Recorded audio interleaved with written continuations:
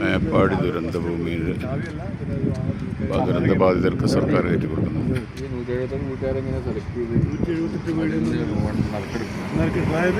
Full വീട് പോയവർക്ക് ഞാൻ പോകുന്നു ഒരു നറുക്കെടുക്കുന്നു. അതിനകത്ത് നമ്മൾ ഇടുന്നത് എൻ്റെ വീട്.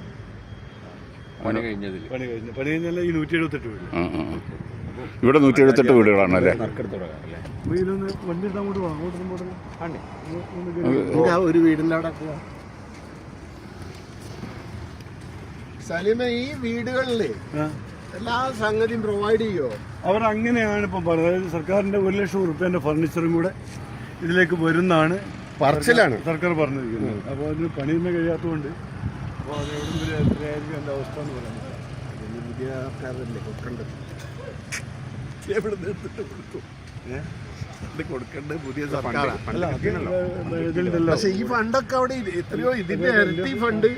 അല്ല, അത് പിന്നെ പറഞ്ഞു പോയില്ലേ NDRF-ല് മറ്റേ ഇതുമായിട്ട് ബന്ധപ്പെട്ട് ക്രൈസിസായിട്ട് ബന്ധപ്പെട്ടുള്ള ഒരു ഫണ്ട് ഉണ്ടല്ലോ മുഖ്യമന്ത്രിയുടെ കീഴിലുള്ള CMDRF. അതിലേക്ക് പിന്നെ അതിലാണ് പൈസ ഉള്ളത്. പക്ഷെ അത് ഈ ഒരു കാര്യത്തിന് വേണ്ടി മാത്രം ഉപയോഗിക്കാൻ പറ്റില്ല. അതെന്താണ് അതെ അതിലേക്കാണ് കേന്ദ്ര സർക്കാരും അതിലേക്കാണ് പൈസ കൊടുക്കുന്നത്. 356 കോടി വായ്പ കൊടുത്തിട്ടുള്ളത്. കേന്ദ്ര സർക്കാർ വായ്പല്ലേ കൊടുത്തിട്ടുള്ളൂ. 356 കോടി. അന്ന് ഹെലികോപ്റ്റർ വന്നപ്പോൾ അതിൻ്റെ വാടകയും കൂടി വാങ്ങിയില്ലേ? പ്രധാനമന്ത്രി വന്നിട്ട് ഒരു കുട്ടീനെങ്ങനെ ഒന്നിങ്ങനെ കവളത്തിങ്ങനെ നാറിയിട്ടാണ് പോയി, ഒന്നും കൊടുത്തില്ല. വീടിൻ്റെ ഒരു വീടാണ്. വീട്ടിലേക്ക് പ്രവേശിക്കുന്ന നിങ്ങൾ കോർവയുടെ ജില്ലാ ട്രഷറർ ശ്രീ ശിവേട്ടൻ.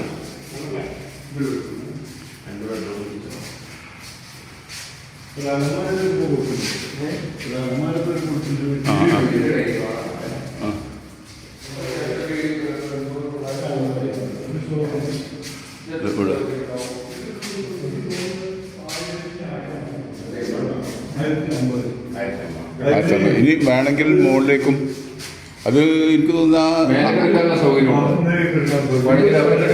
അതെ ആ സ്ക്വയർ ഫീറ്റ് ലിമിറ്റ് ചെയ്തതേ ബിൽഡിംഗ് ടാക്സിന് അവർ ഇത് ചെയ്യാൻ വേണ്ടിയിട്ടുള്ള സൗകര്യത്തിന്. ബിൽഡിംഗ് ടാക്സ് കെട്ടിട നികുതി അതിൻ്റെ ലിമിറ്റ് കണ്ട രീതിയിൽ ചെയ്തിരിക്കുകയാണ്.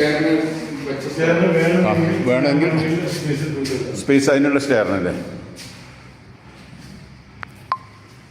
അദ്ദേഹം നമ്മൾ സലീം ക മൂപ്പര് ഇവിടുത്തെ സമീപവാസിയാണ്. നിങ്ങളുടെ വീട്? അദ്ദേഹം നമ്മളൊരു സാമൂഹ്യ പ്രവർത്തകനാണ്.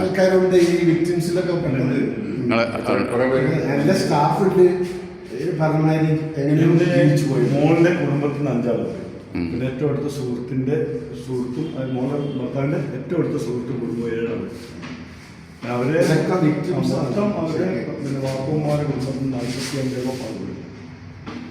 ഏറ്റവും അവസാനം കിട്ടിയത് എൻ്റെ മോളുടെ അമ്മായിപ്പൻ്റെ അപ്പൻ്റെ പാപ്പാൻ്റെ അമ്മായിപ്പൻ്റെ പാപ്പാൻ്റെ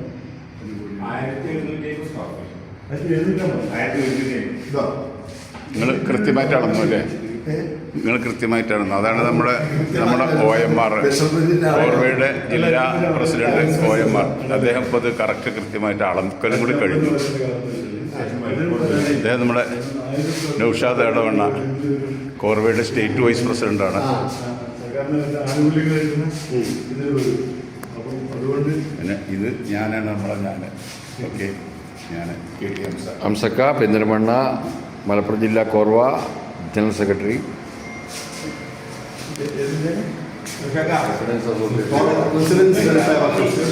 confederation of residents welfare association എന്ന് പറഞ്ഞിട്ട് സംഘടന. അതായത് റെസിഡൻസ് അസോസിയേഷനുകളുടെ ഒരു കൂട്ടായ്മ. ജില്ലാതല സെക്രട്ടറിയാണ്. അതിന് മറ്റേ ജില്ലാ കമ്മിറ്റി ഉണ്ട്, സ്റ്റേറ്റ് കമ്മിറ്റി ഉണ്ട്, നാഷണൽ കമ്മിറ്റിയൊക്കെ ഉണ്ട്. ഞങ്ങൾ മലപ്പുറം ജില്ലാ കമ്മിറ്റിൻ്റെ ഭാരവാഹികളാണ്.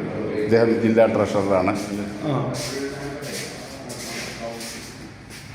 ടൗൺഷിപ്പ് സ്റ്റാൻഡേർഡൊക്കെ ചെയ്തില്ലേ? പിന്നെന്താ 178 വീടുകൾ ഹോസ്പിറ്റലിന്റെ ഭാഗമായിട്ട് ഇവരെ 178 വീടുകൾ ഇതാ പണിയൊക്കെ ഏകദേശം പൂർത്തിയാക്കി. ശരിക്കും ഏതെങ്കിലും വീട്ടിൽ താമസം തുടങ്ങിയിട്ടുണ്ടോ? ഒന്ന് രണ്ടെണ്ണം അവർക്ക് ഇത് കൊടുത്തു എന്ന് മാത്രമല്ലേ? എത്ര വീടുകൾ കംപ്ലീറ്റ് പണി പൂർത്തിയായിട്ടുണ്ട്? അങ്ങനെ പറയാൻ പറ്റില്ല. അതായത് പണി നടക്കുന്നുണ്ട്. ഇഷ്ടംപോലെ സ്ഥലമുണ്ട്. അതിപ്പോൾ അവർക്ക് ഇഷ്ടംപോലെ സ്ഥലമുണ്ട് അല്ലേ? അത്യാവശ്യത 9 സെന്റ് സ്ഥലം. ഇപ്പൊ കൊടുത്തിരിക്കുന്ന ബോളിലേക്കുള്ള ഇതാണ്. വേണമെങ്കിൽ എന്ത് ചെയ്യാം, ഉള്ളിൽ കൂടെ കൊടുക്കാം. സ്റ്റെയർ ഇങ്ങനെയുണ്ട്, പുറത്തു കൂടിയുണ്ട്, അകത്തു കൂടിയുണ്ട്. എന്തായാലും കൊടുക്കാം. അത് പാർട്ടിന് ഇഷ്ടം. എന്തായാലും കേരളം ആയതുകൊണ്ടാണ് ഇങ്ങനെ ആയത്.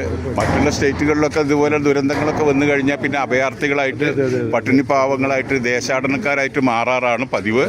പക്ഷെ നമ്മുടെ കേരളം തികച്ചും വ്യത്യസ്തമാണ് അല്ലേ?